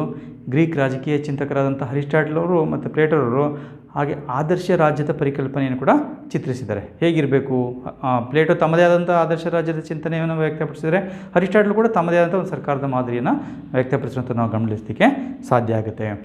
ಹಾಗೆ ನಾವು ಗಮನಿಸುವಂಥ 7ನೆಯ ಒಂದು ಅಂಶ ಅಂತಂದಾಗ ಶಿಕ್ಷಣದ ಪ್ರಾಮುಖ್ಯತೆ. ಗ್ರೀಕ್ ರಾಜಕೀಯ ಚಿಂತಕರು ಶಿಕ್ಷಣಕ್ಕೆ ಅತ್ಯಂತ ಹೆಚ್ಚಿನ ಒಂದು ಪ್ರಾಮುಖ್ಯತೆಯನ್ನು ನೀಡಿದ್ದಾರೆ. ಗ್ರೀಕ್ ರಾಜಕೀಯ ಚಿಂತಕರ ಪ್ರಕಾರ ಶಿಕ್ಷಣ ಪ್ರಜೆಗಳಲ್ಲಿ ಕೆಲವು ಅರಿವುಗಳನ್ನ ಮೂಡಿಸುತ್ತೆ. ಅದು ಯಾವುದು ಅಂದರೆ ಸಂವಿಧಾನಕ್ಕೆ ಗೌರವ ನೀಡುವಂಥದ್ದು, ಹಾಗೆ ನಿಷ್ಠೆ ತೋರುವಂಥ ಮನೋಭಾವನೆಯನ್ನು ಬೆಳೆಸುವಲ್ಲಿ ಶಿಕ್ಷಣದ ಪಾತ್ರ ಬಹಳ ಮುಖ್ಯವಾಗಿರುತ್ತೆ. ಗ್ರೀಕರ ಪ್ರಕಾರ ಶಿಕ್ಷಣ ಜನರಲ್ಲಿ ವಿನಮ್ರತೆಯನ್ನು ಬೆಳೆಸುತ್ತೆ, ವಿಧೇಯತೆಯನ್ನು ಬೆಳೆಸುತ್ತೆ, ಸ್ವಯಂ ಶಿಸ್ತನ್ನು, ನಿಯಂತ್ರಣವನ್ನು, ರಾಷ್ಟ್ರಪ್ರೇಮದ ಭಾವನೆಯನ್ನು, ದೇಶಭಕ್ತಿಯನ್ನು ಮುಂತಾದ ಸದ್ಗುಣಗಳನ್ನ ಬೆಳೆಸುವ ಮೂಲಕ ಒಂದು ಸದೃಢ ರಾಷ್ಟ್ರ ನಿರ್ಮಿಸಲಿಕ್ಕೆ ಈ ಒಂದು ಗುಣಗಳು ಅತ್ಯಂತ ಅಗತ್ಯ ಆಗಿರ್ತವೆ. ಅದನ್ನು ಶಿಕ್ಷಣ ಒದಗಿಸುತ್ತೆ. ಹಾಗಾಗಿ ಶಿಕ್ಷಣ ಒಬ್ಬ ವ್ಯಕ್ತಿಗೆ ಸದ್ಗುಣಕ್ಕೆ ಸಮಾನವಾದ ಜ್ಞಾನವನ್ನು ಅರಿಯಲಿಕ್ಕೆ ಸಹಕಾರಿಯಾಗಿದೆ ಅಂಥೇಳಿ ಗ್ರೀಕರ ಒಂದು ನಂಬಿಕೆ ಆಯಿತು. ಪ್ಲೇಟೋರವ್ರ ಪ್ರಕಾರ ಶಿಕ್ಷಣ ಒಬ್ಬ ವ್ಯಕ್ತಿಯ ಒಳಗಣ್ಣನ್ನು ತೆರೆಸುವುದರ ಮೂಲಕ ತನ್ನನ್ನು ತಾನು ಅರ್ಥ ಮಾಡಿಕೊಳ್ಳಲು ಅದು ನೆರವಾಗುತ್ತದೆ. ಹಾಗೆ ಶಿಕ್ಷಣ ಸಮಾಜದಲ್ಲಿ ಏಕತೆ ಮತ್ತು ಸಾಮರಸ್ಯವನ್ನು ಮೂಡಿಸುತ್ತದೆ ಎಂಬುದು ಗ್ರೀಕರ ನಂಬಿಕೆಯಾಗಿತ್ತು. ಉತ್ತಮವಾದಂಥ ಶಿಕ್ಷಣ ವ್ಯವಸ್ಥೆಯನ್ನು ರೂಪಿಸುವ ಮೂಲಕ ಸಮಾಜದ ಅನೇಕ ಸಮಸ್ಯೆಗಳನ್ನು ನಿವಾರಿಸಬಹುದು ಎಂಬುದು ಪ್ಲೇಟೋರವರ ಒಂದು ಬಲವಾದಂಥ ನಂಬಿಕೆಯಾಗಿದೆ ಅಂತಲೂ ಕೂಡ ನಾವು ಗಮನಿಸ್ತೇವೆ. ಈ ಎಲ್ಲ ಒಂದು ಕಾರಣಗಳಿಗಾಗಿ ಗ್ರೀಕ್ ರಾಜಕೀಯ ಚಿಂತಕರು ಶಿಕ್ಷಣಕ್ಕೆ ಅತ್ಯಂತ ಹೆಚ್ಚಿನ ಪ್ರಾಮುಖ್ಯತೆ ನೀಡಿದರು ಎಂಬಂಥ ಒಂದು ಅಂಶವನ್ನು ನಾವು ಅರ್ಥ ಮಾಡ್ಕೋಬೋದು. ಹಾಗೆ 8ನೇ ಒಂದು ಲಕ್ಷಣ ಅಂದರೆ ಶಿಕ್ಷಣ ಪದ್ಧತಿಯ ಸ್ವರೂಪ ಹೇಗಿರಬೇಕು ಅನ್ನೋದು ಕೂಡ ಅದನ್ನು ಹೇಳಿದರು. ಅಂದರೆ ನೇಚರ್ ಆಫ್ ಎಜುಕೇಷನ್ ಸಿಸ್ಟಮ್ ಹೇಗಿರಬೇಕು ಅನ್ನೋದನ್ನು ಕೂಡ ಗ್ರೀಕ್ ರಾಜಕೀಯ ಚಿಂತನೆಯಲ್ಲಿ ಒಂದು ಲಕ್ಷಣಗಳು ನಾವು ಗಮನಿಸ್ತೇವೆ. ಶಿಕ್ಷಣ ಪ್ರಜೆಗಳ ಚಾರಿತ್ರ್ಯವನ್ನು ರೂಪಿಸ್ತದೆ ಅನ್ನೋವಂಥ ನಂಬಿಕೆಯನ್ನು ಗ್ರೀಕರು ಹೊಂದಿರ್ತಾರೆ. ಹಾಗಾಗಿ ಪ್ರಜೆಗಳಲ್ಲಿ ಸೇವಾ ಮನೋಭಾವನೆಯನ್ನು ಬೆಳೆಸಬೇಕು ಅಂತಂದರೆ ನಾವು ಶಿಕ್ಷಣವನ್ನು ನೀಡಬೇಕಾಗುತ್ತೆ. ಅದರಿಂದ ಗ್ರೀಕ್ ರಾಜಕೀಯ ಚಿಂತಕರು ಕಡ್ಡಾಯ ಶಿಕ್ಷಣವನ್ನು ಪ್ರತಿಪಾದಿಸಿದರು. ಕಂಪಲ್ಸರಿ ಎಜುಕೇಷನ್ ನಾವು ಹೇಗೇನು ಕಾಣ್ತೇವೆ ಅದನ್ನು ಗ್ರೀಕರು ಆಗಲೇ ಆ ಒಂದು ವ್ಯವಸ್ಥೆಯನ್ನು ಪ್ರತಿಪಾದಿಸಿದ ನಾವು ಕಾಣ್ತೇವೆ. ಇವ್ರ ಪ್ರಕಾರ ಶಿಕ್ಷಣವನ್ನು ಸಮಾಜದ ಎಲ್ಲ ವರ್ಗಗಳಿಗೆ ನೀಡಬೇಕು. ಇದರಿಂದ ಸಾಮಾಜಿಕ ಸಾಮರಸ್ಯ ನೆಲೆಸುತ್ತೆ. ಪ್ರತಿಯೊಬ್ಬರು ಕೂಡ ತಮ್ಮ ತಮ್ಮ ಕರ್ತವ್ಯಗಳನ್ನ ಅರ್ಥಕೊಂಡು ನಡ್ಕೊಂಡು ಹೋಗಲಿಕ್ಕೆ ಸಾಧ್ಯ ಆಗುತ್ತೆ ಅನ್ನೋ ಅಂಶ. ಹಾಗಾಗಿ ಎಲ್ರಿಗೂ ಶಿಕ್ಷಣ ನೀಡುವುದು ಯಾರಿಂದ ಸಾಧ್ಯ? ರಾಜ್ಯದಿಂದ ಮಾತ್ರ ಸಾಧ್ಯ. ಹಾಗಾಗಿ ರಾಜ್ಯ ಶಿಕ್ಷಣವನ್ನು ನೀಡಬೇಕೆಂಬಂಥ ಒಂದು ಅಂಶವನ್ನು ಒತ್ತಿ ಹೇಳಿದರು. ಅದರಿಂದ ಶಿಕ್ಷಣವನ್ನು ಖಾಸಗಿಯವರ ನಿಯಂತ್ರಣಕ್ಕೆ ಒಳಪಡಿಸದೆ ರಾಜ್ಯದ ನಿಯಂತ್ರಣಕ್ಕೆ ಒಳಪಡಿಸಬೇಕೆಂಬುದು ಗ್ರೀಕ್ ಚಿಂತಕರ ಒಂದು ಪ್ರಮುಖವಾದಂಥ ಒತ್ತಾಯ ಆಗಿತ್ತು. ಹಾಗೆ ಜೊತೆಗೆ ಸ್ತ್ರೀ ಪುರುಷರಿಬ್ಬರಿಗೂ ಕೂಡ ಸಮಾನವಾದಂಥ ಒಂದು ಸಾಮರ್ಥ್ಯವನ್ನು ರೂಪಿಸಬೇಕು ಅಂತಂದರೆ ಸಮಾನವಾಗಿ ಶಿಕ್ಷಣವನ್ನು ಕೊಡಬೇಕು. ಹಾಗಾಗಿ ಲಿಂಗ ತಾರತಮ್ಯವಿಲ್ಲದೆ ಸ್ತ್ರೀ ಮತ್ತು ಪುರುಷರಿಬ್ಬರಿಗೂ ಕೂಡ ಸಮಾನವಾದಂಥ ಶಿಕ್ಷಣವನ್ನು ನೀಡಬೇಕು ಎಂಬ ಅಭಿಪ್ರಾಯವನ್ನು ಪ್ಲೇಟೋ ವ್ಯಕ್ತಪಡಿಸಿದ್ದಾರೆ. ಗ್ರೀಕ್ ರಾಜಕೀಯ ಚಿಂತಕರ ಪ್ರಕಾರ ಇದು ಶಿಕ್ಷಣ ಮಕ್ಕಳ ನೈತಿಕ, ಮಾನಸಿಕ ಹಾಗೂ ಶಾರೀರಿಕ ಬೆಳವಣಿಗೆಗೆ ಸಹಾಯಕ ಆಗಬೇಕು. ಆ ರೀತಿ ಸ್ವರೂಪದ ಒಂದು ಶಿಕ್ಷಣವನ್ನು ನೀಡಬೇಕು ಎಂಬಂಥ ವಿಚಾರವನ್ನು ಪ್ಲೇಟೋರವರು ವ್ಯಕ್ತಪಡಿಸೋದನ್ನು ನಾವು ಗಮನಿಸ್ಬೋದು. ನೋಡಿ, ಶಿಕ್ಷಣ ಪ್ರಜೆಗಳ ಆಸಕ್ತಿ ಹಾಗೂ ಸಾಮರ್ಥ್ಯಕ್ಕೆ ಅನುಗುಣವಾಗಿ ಕರ್ತವ್ಯ ನಿರ್ವಹಿಸಲಿಕ್ಕೆ ಸಹಕಾರಿಯಾಗಿರಬೇಕು.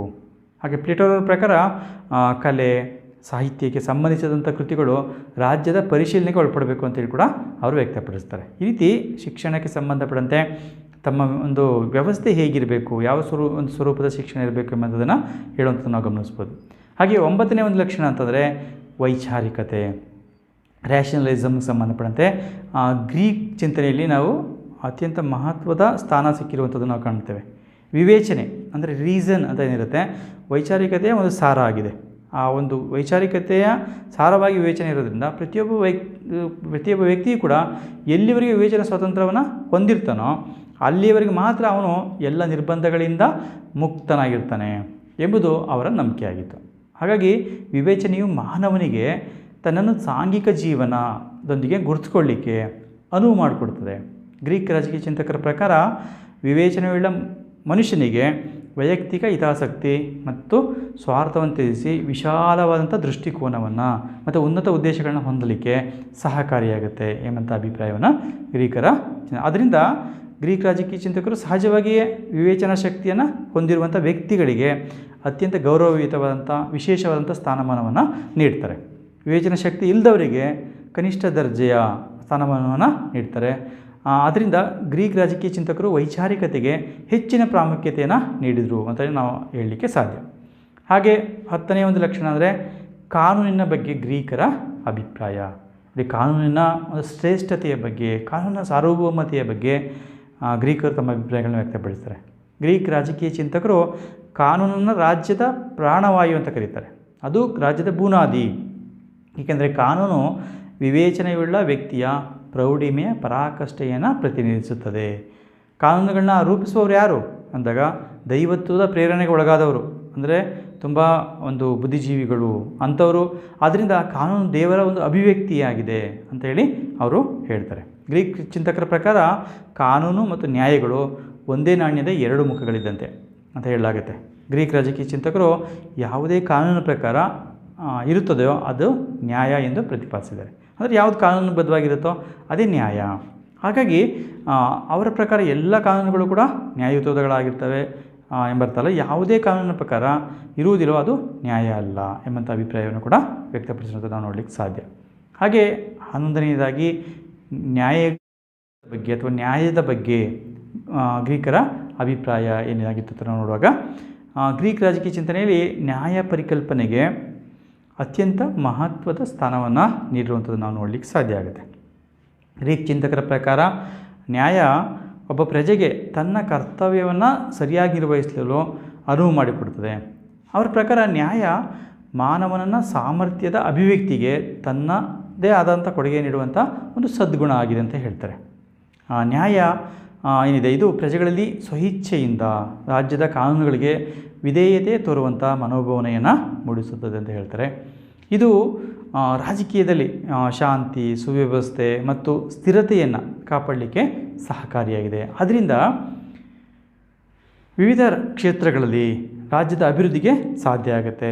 ಗ್ರೀಕ್ ಒಂದು ರಾಜಕೀಯ ಚಿಂತಕರೇನಿದ್ದಾರೆ, ತತ್ವಜ್ಞಾನಿಗಳು, ಅವರು ಅಲ್ಲಿ ಬರುವಂಥ ಪ್ಲೇಟೋರವರ ಪ್ರಕಾರ ನ್ಯಾಯವು ಆತ್ಮದ ಸದ್ಗುಣವಾಗಿದೆ, ಹಾಗೆಯೇ ಅನ್ಯಾಯವು ಆತ್ಮದ ದುರ್ಗುಣವಾಗಿದೆ ಎಂಬ ಅಭಿಪ್ರಾಯವನ್ನು ವ್ಯಕ್ತಪಡಿಸ್ತಾರೆ. ಹಾಗಾಗಿ ನ್ಯಾಯದ ಬಗ್ಗೆ ಗ್ರೀಕರು ಹೆಚ್ಚಿನ ಒಂದು ಅಭಿಪ್ರಾಯಗಳನ್ನ ವ್ಯಕ್ತಪಡಿಸುವಂಥ ನಾವು ಕಾಣ್ತೇವೆ. ನ್ಯಾಯ ಸಿದ್ಧಾಂತಗಳನ್ನ ಪ್ರತಿಪಾದಿಸುವಂಥದ್ದನ್ನು ಕೂಡ ನಾವು ನೋಡಲಿಕ್ಕೆ ಸಾಧ್ಯ. ಅದನ್ನು ನಾನು ನಿಮಗೆ ಮುಂದಿನ ಒಂದು ವಿಡಿಯೋದಲ್ಲಿ ಪ್ಲೇಟೋರವರ ನ್ಯಾಯ ಸಿದ್ಧಾಂತದ ಬಗ್ಗೆ ತಿಳಿಸ್ತೇನೆ. ಗ್ರೀಕರಿಗೆ ನ್ಯಾಯ ಒಂದು ಸದಾಚಾರದ ಪರಿಕಲ್ಪನೆ ಆಗಿತ್ತು. ಹಾಗೆ ಸೌಜನ್ಯದ ಚಟುವಟಿಕೆಯ ಗ್ರೀಕರ ದೃಷ್ಟಿಯಲ್ಲಿ ನ್ಯಾಯ ಅಂತ ಕೂಡ ನಾವು ಹೇಳಲಿಕ್ಕೆ ಸಾಧ್ಯ ಆಗುತ್ತೆ. ನ್ಯಾಯ ಒಂದು ಆತ್ಮದ ಸೌಜನ್ಯತೆ, ಅನ್ಯಾಯ ಅದರ ದುರ್ಗುಣ ಅಂತೇಳಿ ಅಭಿಪ್ರಾಯವನ್ನು ವ್ಯಕ್ತಪಡಿಸಿದರು ಎಂಬುದು ಅವರು ಪ್ಲೇಟೋರವರು ಹೇಳುವಂಥ ನಾವು ಗಮನಿಸ್ಬೋದು. ಒಂದು ಗ್ರೀಕರ ದೃಷ್ಟಿಯಲ್ಲಿ ನ್ಯಾಯವು ಮಾನವನಲ್ಲಿರುವಂಥ ಸದ್ಗುಣಗಳ ಅಭಿವೃದ್ಧಿಗೆ ದಾರಿಯನ್ನು ತೋರುವಂಥ ಕೈದೀವಿಗೆ ಅಂತ ಕರೀತಿದ್ರು. ಯಾವ ಸರ್ಕಾರದಲ್ಲಿ ಅತ್ಯುತ್ತಮವಾಗಿ ನ್ಯಾಯದ ವ್ಯವಹಾರ ನಡೀತದೆ ಅದೇ ಮಹತ್ವದ ಮತ್ತು ಪರಿಶುದ್ಧವಾದಂಥ ಸರ್ಕಾರ ಎಂಬುದು ಗ್ರೀಕರ ಒಂದು ಅಭಿಮತವಾಗಿದ್ದಂಥದ್ದನ್ನು ನಾವು ನೋಡಲಿಕ್ಕೆ ಸಾಧ್ಯ ಆಗುತ್ತೆ. ಹಾಗೆ 12ನೇದಾಗಿ ಸೌಜನ್ಯ ಮತ್ತು ಸದ್ಗುಣಗಳ ಕುರಿತು ಗ್ರೀಕರ ಅಭಿಪ್ರಾಯ. ನೋಡಿ, ಗ್ರೀಕ್ ತತ್ವಜ್ಞಾನಿಗಳು ಸೌಜನ್ಯತೆಯನ್ನು ಇಬ್ಬಾಗವಾಗಿ ವಿಂಗಡಿಸ್ತಾರೆ, 2 ಭಾಗಗಳಾಗಿ ವಿಂಗಡಿಸಿರುವಂಥ ನಾವು ಕಾಣ್ತೇವೆ. ಮೊದಲನೇದು ಏನಂತಂದರೆ ಮಾನವನಲ್ಲಿ ಸಹಜವಾಗಿ ಒಳಗೊಂಡಿರುವಂಥ ಒಂದು ಸದ್ಗುಣಗಳು. ಹಾಗೆ 2ನೇದಲ್ಲಿ ಕಾರ್ಯಶೀಲತೆ, ಪ್ರಜ್ಞೆ, ಧರ್ಮ, ಧೃತಿ, ಹಾಗೆ ನ್ಯಾಯ ಮತ್ತು ಪರಿಮಿತಿಗಳು ಪ್ಲೇಟೋವಿನ ಸಿದ್ಧಾಂತದ ಸೌಜನ್ಯತೆಯ ಮತ್ತು ಸದ್ಗುಣಗಳ ಬಗ್ಗೆ ಸಾಕ್ಷಿಗಳಾಗಿವೆ ಎಂಬಂಥ ಅಂಶವನ್ನು ಗಮನಿಸಲಿಕ್ಕೆ ಸಾಧ್ಯ ಆಗುತ್ತೆ. ಇಂಥ ಒಂದು ಗುಣ ಮತ್ತು ನಡತೆಯುಳ್ಳವನು ಸೌಜನ್ಯಶಾಲಿಯಾಗಿರ್ತಾನೆ. ಇಂಥ ಒಂದು ವ್ಯಕ್ತಿಯಲ್ಲಿ ಸಾಮಾಜಿಕ ಮತ್ತು ರಾಜಕೀಯ ಮನೋವಿಕಾಸವನ್ನು ಅವನು ಪರಿಶುದ್ಧತೆ ಮತ್ತು ಪರಿಪೂರ್ಣತೆಯನ್ನು ಹೊಂದಿರ್ತಾನೆ ಅನ್ನೋಂಥ ಒಂದು ಅಭಿಪ್ರಾಯವನ್ನು ಗ್ರೀಕರು ವ್ಯಕ್ತಪಡಿಸುವಂಥದ್ದು ನಾವು ಕಾಣ್ತೇವೆ. ಹಾಗೆ 13ನೇದಾಗಿ ನಾಗರಿಕತ್ವದ ಬಗ್ಗೆ, ಅಂದರೆ ಸಿಟಿಜನ್ಶಿಪ್ ಬಗ್ಗೆ, ಪೌರತ್ವದ ಬಗ್ಗೆ ಸಂಬಂಧಪಟ್ಟಂಥ ಗ್ರೀಕರ ಒಂದು ಅಭಿಪ್ರಾಯಗಳೇನು, ಇದು ಒಂದು ಪ್ರಮುಖವಾದಂಥ ಲಕ್ಷಣ ಆಗಿದೆ. ನೋಡಿ, ಗ್ರೀಕ್ ಚಿಂತಕರ ಪ್ರಕಾರ ಕೇವಲ ಒಂದು ನಿರ್ದಿಷ್ಟ ಭೂಪ್ರದೇಶದಲ್ಲಿ ಜನಿಸುವುದರಿಂದ ಅಥವಾ ನಿರ್ದಿಷ್ಟ ಒಂದು ಅವಧಿಯವರೆಗೆ ಯಾವುದೋ ಒಂದು ಭೂಪ್ರದೇಶದಲ್ಲಿ ವಾಸ ಮಾಡೋದ್ರಿಂದ ವ್ಯಕ್ತಿಗೆ ಪೌರತ್ವ ದೊರೆಯುವಂಥ ಅರ್ಹತೆಗೆ ಅವಕಾಶ ಆಗೋದಿಲ್ಲ. ಕೇವಲ ವಂಶ ಒಂದು ಪ್ರಾಪ್ತಿಯಿಂದ ಅಥವಾ ಒಬ್ಬ ವ್ಯಕ್ತಿಗೆ ಪೌರತ್ವ ದೊರೆಯೋದಿಲ್ಲ. ಗ್ರೀಕ್ ಚಿಂತಕರಾದಂಥ ಅರಿಸ್ಟಾಟಲ್ ಅವರ ಪ್ರಕಾರ ನ್ಯಾಯಾಧೀಶರ ಹುದ್ದೆಯಲ್ಲಿರುವ ಮತ್ತು ಶಾಸಕಾಂಗ ಅಥವಾ ಸದಸ್ಯತ್ವವನ್ನು ಹೊಂದಿರೋ ವ್ಯಕ್ತಿಯನ್ನು ಮಾತ್ರ ಪೌರ ಅಂತೇಳಿ ಪರಿಗಣಿಸಿದಂಥ ನಾವು ಕಾಣ್ತೇವೆ. ಅರಿಸ್ಟಾಟಲ್ ಅವರು ಯಾರು ನ್ಯಾಯಾಧೀಶರ ಹುದ್ದೆಯನ್ನು ಹೊಂದಿರ್ತಾರೆ ಮತ್ತು ಶಾಸಕಾಂಗದ ಒಂದು ಸಭೆಯ ಸದಸ್ಯತ್ವವನ್ನು ಹೊಂದಿರ್ತಾರೆ ಅಂಥ ವ್ಯಕ್ತಿಯನ್ನು ಮಾತ್ರ ಪೌರ ಅಂತ ಪರಿಗಣಿಸಿದರು. ಹೀಗೆ ಅವರ ಪ್ರಕಾರ ರಾಜ್ಯದ ಶಾಸನೀಯ ಮತ್ತು ನ್ಯಾಯಿಕ ಕ್ರಿಯೆಗಳಲ್ಲಿ ಪ್ರತ್ಯಕ್ಷವಾಗಿ ಭಾಗವಹಿಸುವ ವ್ಯಕ್ತಿಗಳು ಮಾತ್ರ ಪೌರರಾಗಲಿಕ್ಕೆ ಅರ್ಹರು ಎಂಬಂಥ ಅಂಶವನ್ನು ಗಮನಿಸ್ಬೋದು. ಅವರು ಪ್ರತ್ಯಕ್ಷವಾಗಿ ಕಾನೂನುಗಳನ್ನ ರೂಪಿಸುವ ಪ್ರಕ್ರಿಯೆಯಲ್ಲಿ ಮತ್ತು ನ್ಯಾಯಾಡಳಿತದಲ್ಲಿ ಪಾಲ್ಗೊಳ್ಳಬೇಕಾಗಿತ್ತು. ಅಲ್ಲದೆ ಬಿಡುವಿನ ಒಂದು ವೇಳೆಯಲ್ಲಿ ಅವರು ಹೊಂದಿರುವಂಥದ್ದು ಕೂಡ ಬಹಳ ಮುಖ್ಯವಾಗ್ತಿತ್ತು. ಬಿಡುವಿನ ವೇಳೆಯನ್ನು ಹೊಂದಿರುವಂಥದ್ದು ಕೂಡ ಪೌರತ್ವಕ್ಕೆ ಒಂದು ಅರ್ಹತೆ ಆಗಿದ್ದಂತ ನಾವು ಕಾಣ್ತೇವೆ.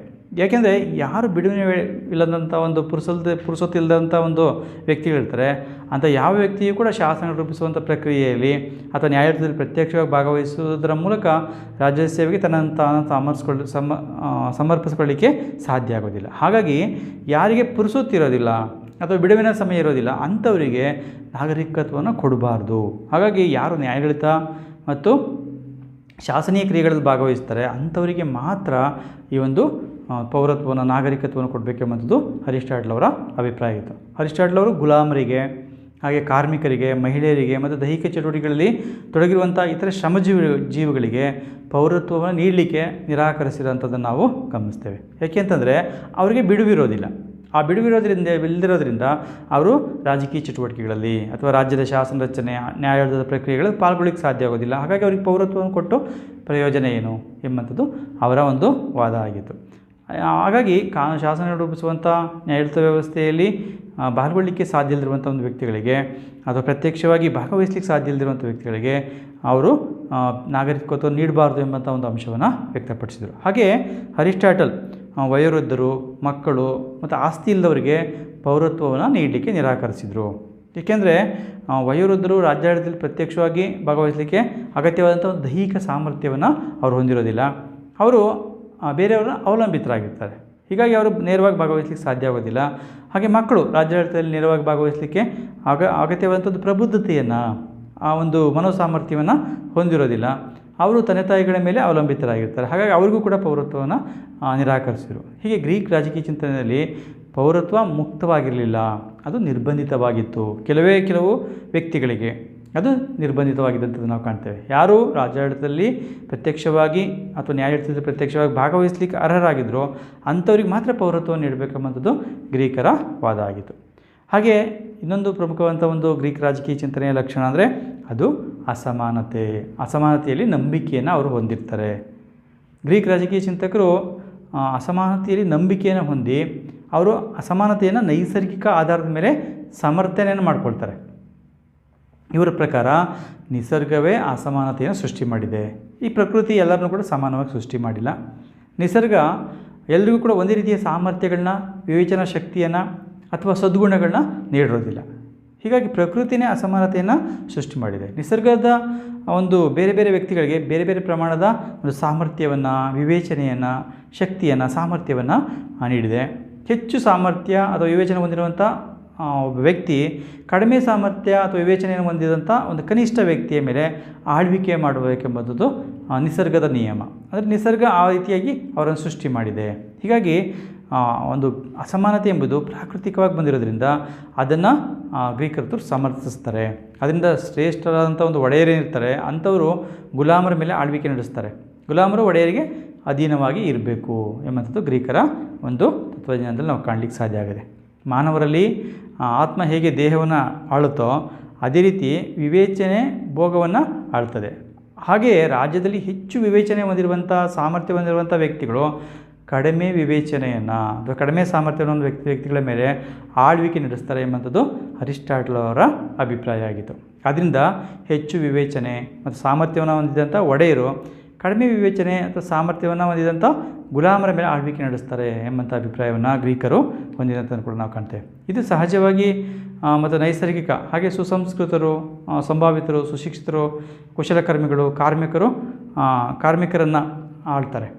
ಹಾಗಾಗಿ ಗ್ರೀಕ್ ರಾಜಕೀಯ ಚಿಂತಕರು ಪ್ರಕಾರ ಸಮಾನತೆಯ ಒಂದೇನಿದೆ ಅಂದರೆ ಸಮಾನತೆಯ ತತ್ವ ಏನಿದೆ ಅದು ಅಸ್ವಾಭಾವಿಕವಾದಂಥದ್ದು. ಹಾಗೆ ಪ್ರಾಯೋಗಿಕವಾದ ಕೂಡ ಅಂತ ಹೇಳಿ ಅದನ್ನು ಹೇಳಲಾಗುತ್ತೆ. ಹಾಗೆ ಅನಾಪೇಕ್ಷಣೀಯವಾದದ್ದು ಅಂತ ಕೂಡ ಅದನ್ನು ಹೇಳ್ತಾರೆ ಸಮಾನತೆಯನ್ನು. ಅಸಮಾನತೆ ಎಂಬುದೇನಿದೆ ಇದು ಸ್ವಾಭಾವಿಕ. ಹಾಗಾಗಿ ಅದು ಪ್ರಾಯೋಗಿಕವಾಗಿ ಕೂಡ ಇರುತ್ತೆ. ಹಾಗೆ ಜೊತೆಗೆ ಅಪೇಕ್ಷಣೀಯವೂ ಕೂಡ ಆಗಿದೆ. ಹಾಗಾಗಿ ಈ ಒಂದು ಅಸಮಾನತೆಯನ್ನು ಅವರು ಪ್ರತಿಪಾದಿಸ್ತಾರೆ. ಅಸಮಾನತೆಯನ್ನು ಪ್ರತಿಪಾದಿಸಿ ಅದಕ್ಕೆ ಒತ್ತು ಕೊಡ್ತಾರೆ. ಹಾಗೆ 15ನೇ ಒಂದು ಲಕ್ಷಣ ಅಂದರೆ ಪ್ರಜೆಗಳ ವ್ಯಕ್ತಿತ್ವದ ಒಂದು ಬಗೆಗೆ ಗ್ರೀಕರ ಅಭಿಪ್ರಾಯಗಳೇನು ನೋಡಬೇಕಾಗುತ್ತೆ ಅಂದರೆ ವೈಯಕ್ತಿಕ ಅಂಶದ ಬಗ್ಗೆ ನೋಡುವ ಸಂದರ್ಭದಲ್ಲಿ ಗ್ರೀಕ್ ರಾಜಕೀಯ ಚಿಂತಕರು ತಮ್ಮ ಒಂದು ರಾಜಕೀಯ ವಿವೇಚನೆಯಲ್ಲಿ ವ್ಯಕ್ತಿಗೆ ಪ್ರಾಮುಖ್ಯತೆಯನ್ನು ನೀಡಿದ್ದಾರೆ. ಅವರು ವ್ಯಕ್ತಿಯೊಬ್ಬನಿಗೆ ತನ್ನದೇ ಆದಂಥ ಚಿಂತನೆಗಳನ್ನ ರೂಪಿಸಿಕೊಳ್ಳುವ, ಸಾರ್ವಜನಿಕವಾಗಿ ಅಭಿವ್ಯಕ್ತಿಗೊಳಿಸಿಕೊಳ್ಳುವಂಥ ಮತ್ತು ತಮ್ಮ ಆತ್ಮಸಾಕ್ಷಿಗೆ ಅನುಗುಣವಾಗಿ ನಡೆದುಕೊಳ್ಳುವಂಥ ಸ್ವತಂತ್ರವಿದೆ ಎಂಬಂಥ ಅಭಿಪ್ರಾಯವನ್ನು ಗ್ರೀಕರು ವ್ಯಕ್ತಪಡಿಸಿದ್ದಾರೆ. ಪ್ಲೇಟೋನ ದಿ ಲಾಸ್ ಎಂಬ ಒಂದು ಗ್ರಂಥ ಏನಿದೆ, ಈ ಕೃತಿಯಲ್ಲಿ ವ್ಯಕ್ತಿಗೆ ಹೆಚ್ಚು ಮಹತ್ವವನ್ನು ಪ್ಲೇಟೋ ನೀಡಿರುವುದನ್ನು ನೋಡ್ಬೋದು. ಈ ಕೃತಿಯಲ್ಲಿ ಅವರು ಸಮಾಜವು ವ್ಯಕ್ತಿಗಳಿಂದ ಕೂಡಿರುವಂಥ ಒಂದು ಸಮೂಹ ಆಗಿದೆ ಅಂತ ಹೇಳ್ತಾರೆ. ಆದ್ದರಿಂದ ಅವರು ಈ ಕೃತಿಯಲ್ಲಿ ಆಳುವ ವರ್ಗಗಳಿಗೆ ಖಾಸಗಿ ಆಸ್ತಿ ಮತ್ತು ಸ್ವಂತ ಕುಟುಂಬ ಹೊಂದಲಿಕ್ಕೆ ಅವಕಾಶವನ್ನು ನೀಡಿದ್ದಾರೆ. ಪ್ಲೇಟೋ ಪ್ರಕಾರ ಕಾನೂನುಗಳು ವ್ಯಕ್ತಿಯ ವಿವೇಕದ ಪ್ರತೀಕ. ಹಾಗೆ ಅವರು ನ್ಯಾಯವನ್ನು ವ್ಯಕ್ತಿಯ ಸ್ವಯಂ ನಿಯಂತ್ರಣಕ್ಕೆ ಅಧೀನವಾಗಿಸಿದ್ದಾರೆ ಎಂಬಂಥ ಅಂಶವನ್ನು ಗಮನಿಸ್ಬೋದು. ಪ್ಲೇಟೋರವರು ದಿ ಲಾಸ್ ಎಂಬ ಕೃತಿಯಲ್ಲಿ ಪ್ರಜೆಗಳಿಗೆ ತಮ್ಮ ರಾಜನನ್ನು ಚುನಾಯಿಸುವ ಹಕ್ಕನ್ನು ನೀಡ್ತಾರೆ. ಅಲ್ಲದೆ ರಾಜನು ತನ್ನ ಪ್ರಜೆಗಳಿಗೆ ಹೊಣೆಯಾಗಿರಬೇಕೆಂಬಂಥ ಒಂದು ಅಭಿಪ್ರಾಯವನ್ನು ಕೂಡ ಪ್ಲೇಟೋ ವ್ಯಕ್ತಪಡಿಸಿದ್ದಾರೆ. ಪ್ಲೇಟೋರವರು ಈ ಒಂದು ಕೃತಿಯಲ್ಲಿ ವೈಯಕ್ತಿಕ ಹಿತಾಸಕ್ತಿ ಮತ್ತು ರಾಜ್ಯದ ಹಿತಾಸಕ್ತಿಗಳ ನಡುವೆ ಸಂಘರ್ಷ ಏರ್ಪಟ್ಟಾಗ ವ್ಯಕ್ತಿಗೆ ಸೀಮಿತವಾದಂಥ ಒಂದು ಸ್ವತಂತ್ರವನ್ನು ನೀಡಬೇಕು ಅಂತೇಳಿ ಒತ್ತಾಯ ಮಾಡುವಂಥದ್ದು ಕೂಡ ನಾವು ನೋಡಲಿಕ್ಕೆ ಸಾಧ್ಯ ಆಗುತ್ತೆ. ಹಾಗೆ ಮತ್ತೊಬ್ಬ ಗ್ರೀಕ್ ರಾಜಕೀಯ ತತ್ವಜ್ಞಾನಿ ಚಿಂತಕರಾದಂಥ ಎಪಿಕ್ಯೂರಸ್ ಇವರು ವ್ಯಕ್ತಿಗೆ ಮಹತ್ವವನ್ನು ನೀಡಿರುವಂಥದ್ದನ್ನು ನಾವು ಕಾಣ್ತೇವೆ. ಅವರು ಹೇಳ್ತಾರೆ ಒಂದು ಕಡೆ, ನ್ಯಾಯ ಎಂಬುದು ತನ್ನಷ್ಟಕ್ಕೆ ತಾನೇ ಅಲ್ಲ, ಅದು ಯಾವುದೇ ಸ್ಥಳದಲ್ಲಿ ಯಾವುದೇ ಸಮಯದಲ್ಲಿ ವ್ಯಕ್ತಿಗಳ ನಡುವೆ ಸಂಭವಿಸುವ ವ್ಯವಹಾರದಲ್ಲಿ ನೆಲೆಸಿದೆ ಅಂತೇಳಿ ಅಭಿಪ್ರಾಯ ಪಡುವಂಥದ್ದನ್ನು ನಾವು ನೋಡಲಿಕ್ಕೆ ಸಾಧ್ಯ ಆಗುತ್ತೆ. ಹಾಗಾಗಿ ವ್ಯಕ್ತಿಗೆ ಒಂದು ಸ್ವತಂತ್ರವನ್ನು, ಅವಕಾಶಗಳನ್ನು ಕಲ್ಪಿಸ್ಕೊಡ್ಬೇಕು ಎಂಬಂಥ ಅಭಿಪ್ರಾಯದ ನಂಬಿಕೆಯನ್ನು ಹೊಂದಿರ್ತಾರೆ. ಚರ್ಚೆ ಮತ್ತು ಸಂವಾದಗಳೇನಿದೆ ಅವುಗಳ ಬಗ್ಗೆ ಕೂಡ ಈ ಒಂದು ಗ್ರೀಕರು ತಮ್ಮ ಒಂದು ಅಭಿಪ್ರಾಯಗಳನ್ನು ವ್ಯಕ್ತಪಡಿಸುವಂಥದ್ದು ನಾವು 16ನೇ ಲಕ್ಷಣವಾಗಿ ಗಮನಿಸ್ಬೋದು. ನೋಡಿ, ಚರ್ಚೆಗೆ ಹೆಚ್ಚಿನ ಪ್ರಾಮುಖ್ಯತೆಯನ್ನು ನಾವು ಗ್ರೀಕ್ ರಾಜಕೀಯ ಚಿಂತನೆಯಲ್ಲಿ ನೀಡುವಂಥದ್ದು ಮತ್ತೊಂದು ಪ್ರಮುಖವಾದ ಲಕ್ಷಣ ಆಗಿದೆ. ಸಾಕ್ರಟೀಸ್, ಹಾಗೆ ಪ್ಲೇಟೋ ಮತ್ತು ಅರಿಸ್ಟಾಟಲ್, ಹಾಗೆ ಎಪಿಕ್ಯೂರಸ್ ಮುಂತಾದ ಒಂದು ರಾಜಕೀಯ ಚಿಂತಕರು ತಮ್ಮ ರಾಜಕೀಯ ಚಿಂತನೆಗಳನ್ನ, ವಿಚಾರಗಳನ್ನ, ತತ್ವ ಸಿದ್ಧಾಂತಗಳನ್ನ ಹಾಗೆ ಚರ್ಚೆಗಳ ಮೂಲಕ ವ್ಯಕ್ತಪಡಿಸಿರುವಂಥದ್ದನ್ನು ನಾವು ಕಾಣ್ತೇವೆ. ಅವರು ಯಾವುದೇ ಒಂದು ವಿಚಾರಗಳನ್ನ ಸಂವಾದಗಳ ಮೂಲಕ, ಚರ್ಚೆಗಳ ಮೂಲಕ ಮಂಡಿಸಿದಂಥದ್ದನ್ನು, ಪ್ರಚುರಪಡಿಸಿದಂಥದ್ದನ್ನು ಕೂಡ ನಾವು ನೋಡಲಿಕ್ಕೆ ಸಾಧ್ಯ. ನೋಡಿ, ವಿವೇಚನೆ ಮತ್ತು ಚರ್ಚೆಯ ಮೂಲಕ ಮಾತ್ರ ಸತ್ಯಾನ್ವೇಷಣೆ ಸಾಧ್ಯ ಅಂಥೇಳಿ ಗ್ರೀಕರ ಒಂದು ಬಲವಾದಂಥ ಒಂದು ನಂಬಿಕೆಯಾಗಿತ್ತು. ಹಾಗೆ ಗ್ರೀಕರು ರಾಜಕೀಯ ಒಂದು ಚಿಂತಕರೇನಿದ್ರು ಅಲ್ಲಿ ಚರ್ಚೆಯ ಸಂವಾದದ ಅನುಪಸ್ಥಿತಿಯಲ್ಲಿ ಸತ್ಯ ಮರೆಮಾಚುತ್ತದೆ ಎಂಬಂಥ ಒಂದು ಅಂಶವನ್ನು ಕೂಡ ಒತ್ತಿ ಹೇಳಿದಂಥ ನಾವು ಗಮನಿಸ್ಬೋದು. ಹಾಗೆ ಅದು ಚರ್ಚೆಯ ಸಂವಾದದ ಮೂಲಕ ಮಾತ್ರ ಸತ್ಯ ಎಂಬುದು ಬೆಳಕಿಗೆ ಬರಲಿಕ್ಕೆ ಸಾಧ್ಯ ಎಂಬಂಥ ಒಂದು ಪ್ರತಿಪಾದನೆಯನ್ನು ಗ್ರೀಕ್ ರಾಜಕೀಯ ಚಿಂತಕರು ಮಾಡಿರುವಂಥನ್ನು ಕೂಡ ನಾವು ಕಾಣ್ತೇವೆ. ಹಾಗಾಗಿ ಚರ್ಚೆ ಮತ್ತು ಸಂವಾದ ಅವರ ಚಿಂತನೆಗಳಲ್ಲಿ ಪರಾಕಾಷ್ಠತೆಯನ್ನು ತಲುಪಿ ಪರಿಪೂರ್ಣತೆಯನ್ನು ಪಡ್ಕೊಂಡಂಥದ್ದನ್ನು ಕೂಡ ನಾವು ನೋಡಲಿಕ್ಕೆ ಸಾಧ್ಯ ಆಗಿದೆ. ಅದರಲ್ಲೂ ವಿಶೇಷವಾಗಿ ಪ್ಲೇಟೋ ಮತ್ತು ಅರಿಸ್ಟಾಟಲ್ ಅವರ ರಾಜಕೀಯ ಚಿಂತನೆಗಳಲ್ಲಂತೂ ಸಂವಾದ ಅಂದರೆ ಡೈಲಾಗ್ಗಳಂತೇನಿದೆ, ಅವುಗಳ ಮೂಲಕ ಅವರು ತಮ್ಮ ಚಿಂತನೆಗಳನ್ನ ಪ್ರಚುರಪಡಿಸೋದಕ್ಕೆ ಜಾಗತಿಕ ರಾಜಕೀಯ ಚಿಂತನೆಯಲ್ಲಿ ಹೆಚ್ಚು ಪ್ರಾಮುಖ್ಯತೆ ಸಿಕ್ಕಿರುವಂಥದ್ದನ್ನು ಕೂಡ ನಾವು ನೋಡಲಿಕ್ಕೆ ಸಾಧ್ಯ. ಸಾಕ್ರಟೀಸ್ ಇರ್ಬೋದು, ಪ್ಲೇಟೋ ಇರ್ಬೋದು, ಅರಿಸ್ಟಾಟಲ್ ಇರ್ಬೋದು, ಅವರು ತಮ್ಮ ಶಿಷ್ಯರೊಂದಿಗೆ ಅಥವಾ ಜನಸಾಮಾನ್ಯರೊಂದಿಗೆ ಸದಾ ತರ್ಕದಲ್ಲಿ, ಚರ್ಚೆಯಲ್ಲಿ, ಸಂವಾದದಲ್ಲಿ ತೊಡಗಿಕೊಂಡು ತಮ್ಮ ವಿಚಾರಗಳನ್ನ ತಿಳಿಸ್ತಿದ್ರು ಮತ್ತು ವಿಚಾರಗಳನ್ನ ಸಂಗ್ರಹಿಸಿದಂಥ ಕೂಡ ನಾವು ಕಾಣಲಿಕ್ಕೆ ಸಾಧ್ಯ ಆಗುತ್ತೆ. ಹೀಗಾಗಿ ಗ್ರೀಕ್ ರಾಜಕೀಯ ಚಿಂತನೆಯಲ್ಲಿ ಚರ್ಚೆ ಮತ್ತು ಸಂವಾದಕ್ಕೆ ಹೆಚ್ಚಿನ ಒಂದು ಅವಕಾಶಗಳನ್ನ ನೀಡಲಾಗಿತ್ತು ಎಂಬಂಥ ಅಂಶವನ್ನು ನಾವು ನೋಡಲಿಕ್ಕೆ ಸಾಧ್ಯ. ಇವೆಲ್ಲವನ್ನು ಗಮನಿಸಿದಾಗ, ಎಲ್ಲ ಮೇಲಿನ ಒಂದು ಲಕ್ಷಣಗಳನ್ನ ಗಮನಿಸಿದಾಗ ಗ್ರೀಕ್ ರಾಜಕೀಯ ಚಿಂತನೆ ಇದೆ, ಇದು ನಗರ ರಾಜ್ಯಗಳು ಎದುರಿಸ್ತಿದ್ದಂಥ ಒಂದು ಸಮಸ್ಯೆಗಳೇನಿತ್ತು ಅದನ್ನು ದೂರದೃಷ್ಟಿ ಮತ್ತು ಕುಶಾಗ್ರಮತಿಯಿಂದ ವಿಶ್ಲೇಷಿಸಿ ಅವುಗಳಿಗೆ ಪರಿಹಾರವನ್ನು ಸೂಚಿಸ್ತಿತ್ತು ಅಂತ ನಾವು ಹೇಳಲಿಕ್ಕೆ ಸಾಧ್ಯ ಆಗುತ್ತೆ. ಹಾಗೆ ಗ್ರೀಕ್ ರಾಜಕೀಯ ಚಿಂತಕರು ನೀಡಿದಂಥ ಒಂದು ವಿಚಾರಗಳು, ಅವ್ರು ನೀಡಿದಂಥ ಸಿದ್ಧಾಂತಗಳಿರ್ಬೋದು, ತತ್ವಗಳಿರ್ಬೋದು, ಪರಿಕಲ್ಪನೆಗಳಿರ್ಬೋದು, ಭವಿಷ್ಯದ ಒಂದು ರಾಜಕೀಯ ಚಿಂತನೆಗೆ ಭದ್ರ ಬುನಾದಿಯನ್ನು ಹಾಕಿರುವಂಥದ್ದನ್ನು ಕೂಡ ನಾವು ನೋಡಲಿಕ್ಕೆ ಸಾಧ್ಯ ಆಗುತ್ತೆ. ಹಾಗೆ ಗ್ರೀಕರ ಒಂದು ಕೊಡುಗೆಗಳೇನಿದೆ ಅವು ನಿಸ್ಸಂದೇಹವಾಗಿ ಮುಂದಿನ ಒಂದು ರಾಜಕೀಯ ಚಿಂತನೆಗಳಿಗೆ ಒಂದು ಭದ್ರ ಅಡಿಪಾಯ ಅಂತ ನಾವು ಹೇಳಲಿಕ್ಕೆ ಸಾಧ್ಯ. ಈಗಿನ ರಾಜಕೀಯ ಚಿಂತನೆಗಳು ಕೂಡ ಆ ಗ್ರೀಕ್ ರಾಜಕೀಯ ಚಿಂತನೆಯನ್ನು ಅವಲಂಬಿಸಿ ನಡ್ಕೊಬರ್ತಿರೋದನ್ನು ಕೂಡ ನಾವು ಗಮನಿಸಲಿಕ್ಕೆ ಸಾಧ್ಯ ಆಗುತ್ತೆ ಅಂತ ಹೇಳ್ಬೋದು. ಹೀಗೆ ಗ್ರೀಕರು ತಮ್ಮದೇ ಆದಂಥ ಒಂದು ರಾಜಕೀಯ ಚಿಂತನೆಯನ್ನು ವ್ಯಕ್ತಪಡಿಸುವ ಮೂಲಕ ತಮ್ಮ ಒಂದು ಕೊಡುಗೆಯನ್ನು ರಾಜಕೀಯ ಕ್ಷೇತ್ರಕ್ಕೆ ನೀಡುವಂಥದ್ದು ನಾವು ಗಮನಿಸಲಿಕ್ಕೆ ಸಾಧ್ಯ ಆಗುತ್ತೆ. ಇದಿಷ್ಟು ಕೂಡ ಗ್ರೀಕ್ ರಾಜಕೀಯ ಚಿಂತನೆಯ ಬಗ್ಗೆ ನಾವು ತಿಳ್ಕೊಳ್ಳುವಂಥ ಬಹಳ ಮುಖ್ಯವಾದಂಥ ಅಂಶಗಳು. ಹಾಗೆ ಮುಂದಿನ ಒಂದು ವಿಡಿಯೋದಲ್ಲಿ ನಾವು ಪ್ಲೇಟೋ, ಗ್ರೀಕ್ ರಾಜಕೀಯ ಚಿಂತಕರಲ್ಲಿ ಬಹಳ ಮುಖ್ಯವಾದ ರಾಜಕೀಯ ಚಿಂತಕ ಮತ್ತು ಬಹಳ ಪ್ರಮುಖವಾದ ರಾಜಕೀಯ ಚಿಂತಕರಾದಂಥ ಪ್ಲೇಟೋರವರ ಬಗ್ಗೆ ನಾವು ಮಾಹಿತಿಗಳನ್ನ ತಿಳ್ಕೊಳ್ತಾ ಹೋಗೋಣ. ಈ ಒಂದು ವಿಡಿಯೋ ನಿಮಗೆ ಇಷ್ಟವಾಗಿದ್ದರೆ ಈ ಒಂದು ವಿಡಿಯೋನ ಲೈಕ್ ಮಾಡಿ, ಹಾಗೆ ನಿಮ್ಮ ಸ್ನೇಹಿತರ ಜೊತೆ ಕೂಡ ಇದನ್ನು ಶೇರ್ ಮಾಡಿಕೊಡಿ. ಹಾಗೆ ಈ ಒಂದು ಚಾನಲ್ ನೀವು ಸಬ್ಸ್ಕ್ರೈಬ್ ಮಾಡ್ಕೊಂಡಿಲ್ಲ ಅಂತಂದರೆ ನಾನು ಮುಂದೆ ಮಾಡುವಂಥ ಎಲ್ಲ ವೀಡಿಯೋಗಳು ನಿಮಗೆ ನೇರವಾಗಿ ಬರಬೇಕು ಅಂದರೆ ಈ ಒಂದು ಚಾನಲ್ನ ಸಬ್ಸ್ಕ್ರೈಬ್ ಮಾಡ್ಕೊಳ್ಳಿ. ಹಾಗೆ ಪಕ್ಕದಲ್ಲಿರುವಂಥ ಬೆಲ್ ಬಟನ್ ಕ್ಲಿಕ್ ಮಾಡೋ ಮೂಲಕ ನೋಟಿಫಿಕೇಷನ್ನ ಆಲ್ ಅಂತ ಸೆಟ್ ಮಾಡಿಕೊಂಡ್ರೆ ನಾನು ಮುಂದೆ ಮಾಡುವಂಥ ಎಲ್ಲ ವೀಡಿಯೋಗಳು ನಿಮಗೆ ನೇರವಾಗಿ ಬರಲಿಕ್ಕೆ ಸಾಧ್ಯ ಆಗುತ್ತೆ ಅಂತ ಹೇಳ್ತಾ ಈ ಒಂದು ವಿಡಿಯೋನ ಕೊನೆ ತನಕ ನೋಡಿದ್ದಕ್ಕಾಗಿ ಧನ್ಯವಾದಗಳು. ನಮಸ್ಕಾರ.